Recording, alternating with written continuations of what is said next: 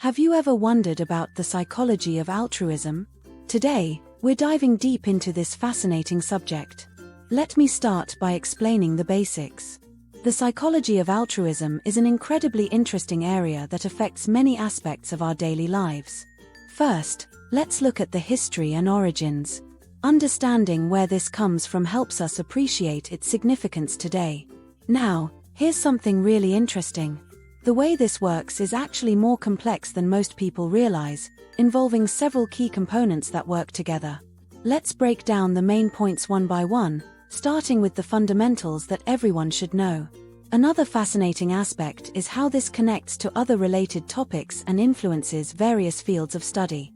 As we can see, the psychology of altruism is truly remarkable when you explore it in depth. The more you learn, the more interesting it becomes. Thanks for watching. If you found this video informative, please like, comment, and subscribe for more deep dives into fascinating topics.